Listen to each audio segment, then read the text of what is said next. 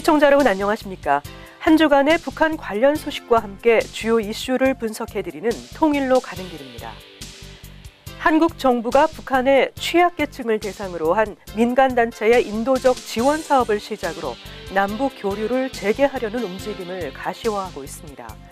문재인 대통령은 후보 시절부터 북핵 문제와 북한의 도발에는 강경하게 대처했지만 한반도 상황의 안정적인 관리를 위해서 남북관계 회복이 필요하다는 점을 강조해 왔는데요. 북한에 대해 대화와 압박을 병행하는 이른바 투트랙 전략이라고 할 수 있을 것입니다.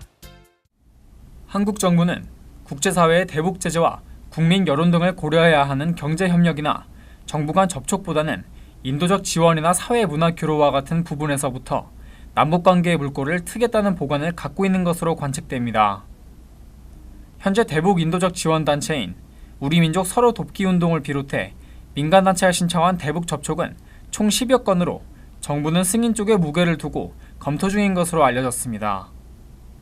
통일부 당국자는 23일 기자들과 만나 인도 지원은 취약계층을 대상으로 하는 것인데 지속적으로 할 필요가 있고 북한 주민의 사회권 증진을 위해서도 필요하다고 말했습니다. 우리 민족 서로 돕기 운동은 지난해 함경북도 지역에 수해가 발생했을 때 긴급 수해 지원을 하기도 했습니다. 단체 측은 남북한이 함께할 수 있는 사업들로 접경지역 말라리아 공동 방역, 산림 병해충 방제 사업 등을 들었습니다. 20여일 남은 6.15 남북 공동선언 17주년 행사를 남북이 공동으로 개최할 수 있을지 여부에도 관심이 쏠리고 있습니다. 민간단체 차원에서 추진하고 있는 6.15 기념 행사는 이명박 정부 출범 첫 해인 2008년을 끝으로 남북 공동행사는 열리지 못하고 있습니다. 6.15 공동선언 실천 남측위원회는 올해 공동행사를 평양이나 개성에서 열기로 북측과 합의했다며 정부에 곧 접촉 신청을 할 계획이라고 밝혔습니다. 하지만 6.15 기념행사의 경우 인도적 지원이나 사회 문화 교류와 달리 정치적인 성격을 띨 수 있는 만큼 정부 안팎에서도 신중론이 적지 않은 분위기입니다. 정의용 청와대 국가안보실장도 22일 국회를 방문한 자리에서 남북교류와 관련 서서히 한번 교류를 시작해보는 것이 좋지 않겠느냐 생각하고 신중하게 접근해보려 한다면서도 그런 과정에서 주변국들이 오해하지 않도록 우리가 협의도 좀 해야 할 것 같다고 밝힌 바 있습니다. 통일로 가는 길, 지한샘입니다. 정부는 개성공단과 금강산 관광, 대북 경업사업 등에 대해 여전히 신중한 입장입니다. 국제사회의 대북 제재가 시행되고 있는 상황에서 북핵 문제에 진전이 없기 때문입니다.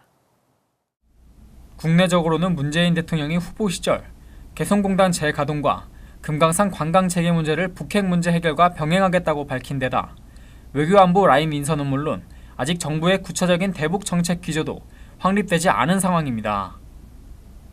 그럼에도 불구하고 정부 일각에서는 개성공단과 금강산 관광체계 검토에 대한 목소리가 나오고 있습니다. 문정인 통일외교안보 특보는 이날 보도된 한 언론과의 인터뷰에서 조만간 금강산 관광, 개성공단 재개 등을 대통령과 구체적으로 논의할 것이라고 밝혔습니다.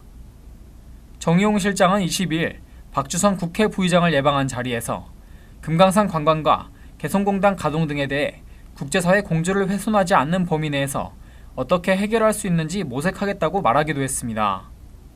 다만 정부는 두 사안에 대해 북핵 문제 해결에 맞춰 장기적으로 추진해 나가야 할 문제라며 선을 긋고 있습니다.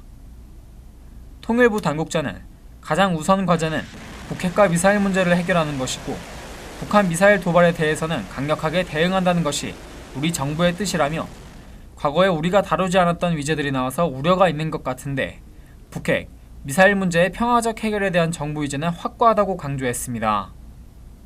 한편 정부의 민간 교류 재개와는 별개로 서해 군통신선 등 지난해 2월 개성공단 전면 가동 중단과 폐쇄 이후 완전히 끊긴 남북 간 연락 채널을 복구한다는 방침입니다. 통일로 가는 길, 지한샘입니다.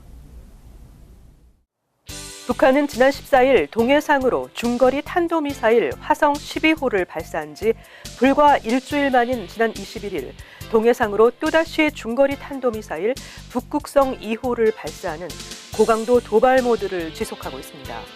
전문가들은 북한의 의도에 대해 새롭게 출범한 한국 정부를 길들이려는 시도다, 또 미국과의 협상에 앞서서 몸값을 최대한 끌어올리려는 것이다 등 다양한 해석을 내놓고 있는데요. 분명한 점은 북한이 이러한 도발 행위를 지속하는 상황에서는 한국이나 미국 또는 심지어 중국, 러시아라 해도 북한과의 대화와 협상을 모색할 수 없으며 도발에 상응하는 제재와 압박만이 강화될 것이라는 사실입니다.